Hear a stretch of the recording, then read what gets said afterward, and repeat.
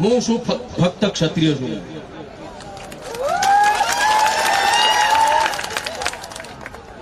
અને મારા ક્ષત્રિય સમાજનું ક્યાંય પણ અપમાન થાય કોઈ પણ સમાજની રીતે હું સહન નહીં કરી લેતો. ને એ જ વસ્તુ આપણે બધાને વિચારવાની છે.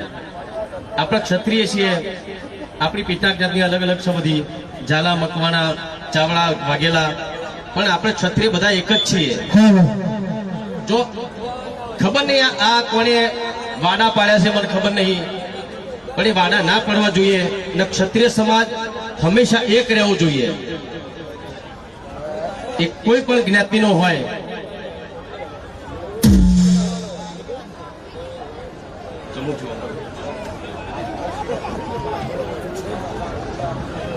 હેલો,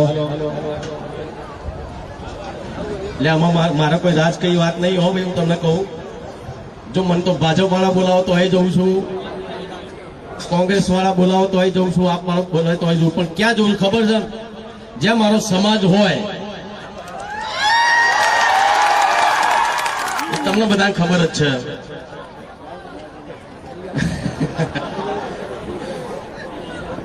ઠાકોર સમાજ, ક્ષત્રિય સમાજ, રજપૂત સમાજ, આપણે બધા એક જ છીએ.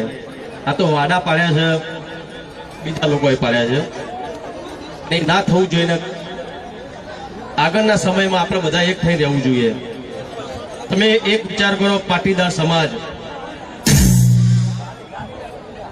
કડવા હતા, લેવા હતા, પણ જયારે વાત થઈ પાટીદાર સમાજની તો એક થઈ ગયું સમાજી રહ્યું. થઈ ગયું કે ના થઈ ગયું ભાઈ? તો આપણે કેમ ના થઈ એમ કહું છું. આપણે પણ એક થવાની જરૂર છે. અત્યારે તમે જુઓ, આપણો સમાજ અલગ અલગ જ્ઞાતિમાં વેચાયેલો છે, એટલે આપણે બધા એક નહીં થતા. બીજા તમે સમાજ જુઓ, એ સમાજના બધા લોકો આગળ કેમ છે?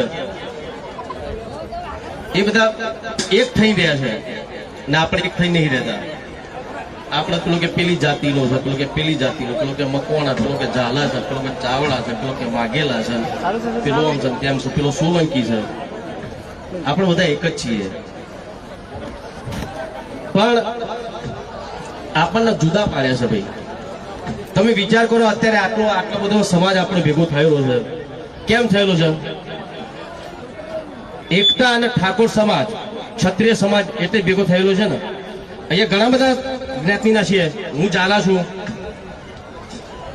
ભરતભાઈ ઝાલા છે, ચંદરભાઈ વાઘેલા છે, પણ છીએ તો એક જ ના. આપણે ક્ષત્રિય છીએ, ઠાકોર છીએ. એ વસ્તુ યાદ રાખીને ચાલીશું ને આપણે, તો આપણો સમાજ એક સમયે કેસા બધા મુખ્યમંત્રી હોય કે પીએમ હોય કે બધું થશે. એક ટાઈમે થશે. પણ આ જુદાગરા પાડશો તો નહીં થાય.